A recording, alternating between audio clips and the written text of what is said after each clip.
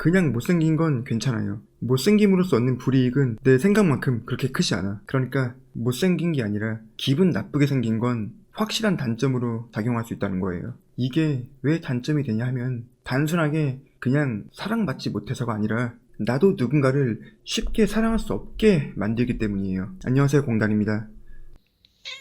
오늘도 가볍지만 중요한 얘기예요. 저번 제 라이브 때 오셨던 분들은 아시겠지만 얼평을 해달라는 분들이 종종 있거든요. 제가 이 자리를 빌려서 말씀드리는데 따로 답변을 안 드리는 이유는 여러분들의 기분을 상하게 하고 싶지 않아서야. 말로는 객관적인 답을 원한다 라고 하셔도 사람들은 누구나 그래도 나 정도면 괜찮지 않나? 이런 생각을 한단 말이에요. 특히 남자들은 더 그래. 그래도 나 정도면 중간은 되지. 이런 생각을 기본 패시브로 다 가지고 있어. 왜냐면 우리가 살면서 외모 지적을 받는 게 그렇게 흔치 않단 말이에요. 사람들은 그런 외모 지적이 실례라는 걸 알아요. 그래서 막 괜히 상처 주고 싶지 않단 말이야. 눈치가 있으면 그냥 본인들이 알아서 살면서 깨닫게 되죠. 야, 네 얼굴 개빠았어. 이런 말을 하려면 적어도 최소 10년 이상 알고 지낸 불알 친구 정도는 돼야 돼. 그리고 이런 분들에게 정말 솔직하게 좀 비호감이다. 살면서 우울한 감정을 많이 느껴봤을 것 같다 라고 말하면 당연히 기분이 상해요. 그렇게 말하는 나도 마음이 편치 않은데 그런 말을 듣는 당사자들은 그걸 받아들임과 동시에 저에 대한 적개심이 막 생길 거란 말이에요. 그럼에도 불구하고 제가 오늘 이런 얘기를 왜 하냐면 여러분들이 이거 하나만큼은 꼭 아셔야겠다 라는 생각이 들었기 때문이에요. 그러니까 저는 동물이랑 식물을 되게 좋아해요. 제 취미가 막 식물을 사서 분갈이 하는 거고 인스타 릴스로 막 귀여운 동물들을 보는 거란 말이에요. 초록색 식물을 보면 그냥 기분이 차분해지고 마음의 안정을 느껴요. 그리고 동물을 보면 그냥 즐거워. 근데 이런 제가 유일하게 별로 안 좋아하는 동물이 있어요. 바로 원숭이야. 그러니까 뭐라고 해야 될까?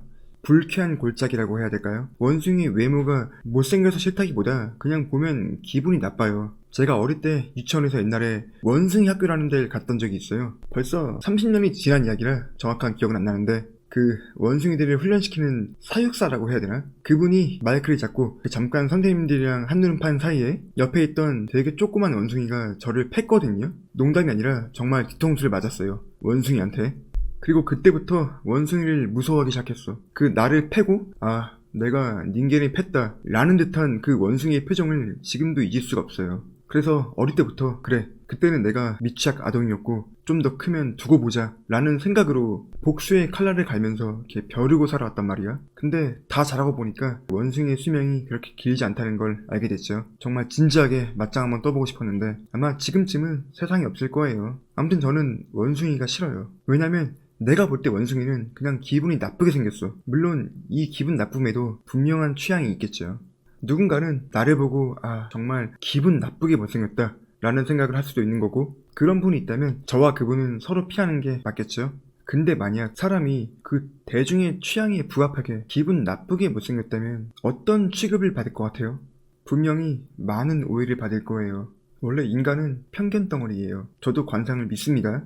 제가 분명하게 말하는데 못생김은 단점이 아니에요. 죄도 아니에요. 그리고 못생김으로서 받는 불이익은 내 생각만큼 그렇게 크지 않아. 아까도 말했지만 사람들은 기본적으로 다른 사람들에게 별 관심이 없기 때문이죠. 못생겼다고 왜 괜히 이유 없이 누굴 싫어해. 근데 이런 못생김을 벗어난 기분 나쁜 못생김이 있단 말이에요. 예를 들어서 만약 못생긴 누군가가 날 좋아해.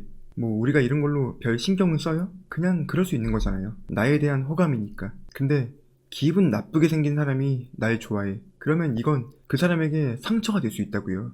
내 편견으로 인해서 내가 그 사람이 본래 가진 성향보다 더 나쁘게 보기 때문에 내 행동에서 내 생각이 티가 날 수 있다는 거죠. 그러니까 못생긴 게 아니라 기분 나쁘게 생긴 건 확실한 단점으로 작용할 수 있다는 거예요. 이게 왜 단점이 되냐 하면 단순하게 그냥 사랑받지 못해서가 아니라 나도 누군가를 쉽게 사랑할 수 없게 만들기 때문이에요. 그러니까 사랑받는 사람들은 애초에 별로 없거든요. 지금 우리나라 20대 연애율이 얼마나 돼요? 30%도 안 되잖아. 그래도 사랑받지 못해도 재밌는 게 많은 세상이기 때문에 다들 잘 살아가고 있단 말이에요. 근데 미움받는 건 달라요. 무관심은 막 나에게 끼치는 해악이 없어. 그냥 말 그대로 무관심이야. 차라리 장점이 되긴 하죠. 예를 들어서 어떤 여자가 남자들에게 별로 관심을 못 받는 얼굴이에요. 그러면 딱히 삶을 살면서 피해를 받는 건 없거든요. 오히려 여자라는 버프가 있기 때문에 살면서 고백도 몇 번은 받아요. 근데 만약 비호감에 가까운 얼굴이라고 한다면, 그러니까 제가 말한 뭔가 기분 나쁨을 유발하는 외모라면 그때부터는 그냥 무관심이 아니라 내 행동과는 관계없는 혐오, 멸시, 차별을 받습니다. 여러분, 사람이요. 사람들에게 아무런 이유 없는 미움을 받잖아요. 그럼 어떻게 될 것 같아요? 보통은 마음의 문을 닫고 나를 미워하는 사람들을 내가 먼저 미워하게 돼요. 사람이 사람들에게서 받을 수 있는 관심, 사랑에 대한 기대가 아예 없다면 그 감정은 이제 분노, 혐오로 변할 가능성이 크거든요. 그래서 제가 전에도 한번 말씀드린 적이 있지만 외모와 성격의 상관관계에서 외모가 괜찮을수록 성격도 유한 사람이 많고 외모가 비호감에 가까울수록 성격 또한 날카로워질 확률이 높다고 말씀드린 이유가 사람들에게서 이유 없는 공격을 받으면 원래 가지고 있던 그런 둥글둥글한 마음도 그런 마음의 모양을 가진 사람들도 날카로워질 수밖에 없다는 거죠. 방어기제가 만들어진다는 소리예요.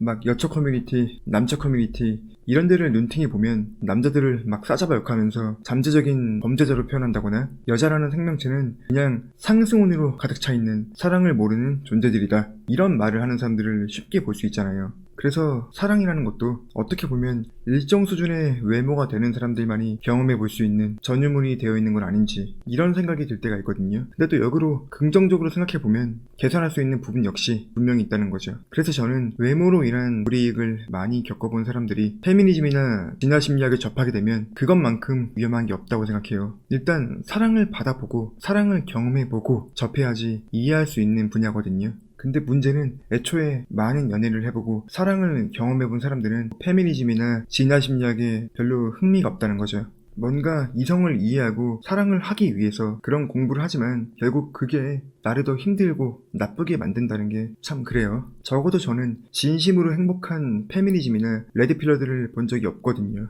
그래서 만약 이런 문제로 인해서 고민하고 있는 사람들이 있다면 제가 이분들에게 꼭 드리고 싶은 말은 그냥 아무 고민도 하지 말고 여러분들 자신을 첫 번째로 사랑하세요. 단점이 있으면 그 단점을 고치기 위해서 노력할 정도로는 사랑하란 말입니다. 내가 처음으로 사랑해야 될 대상은 나예요. 첫사랑은 내가 돼야 돼요. 그럼 오늘은 이만하도록 할게요.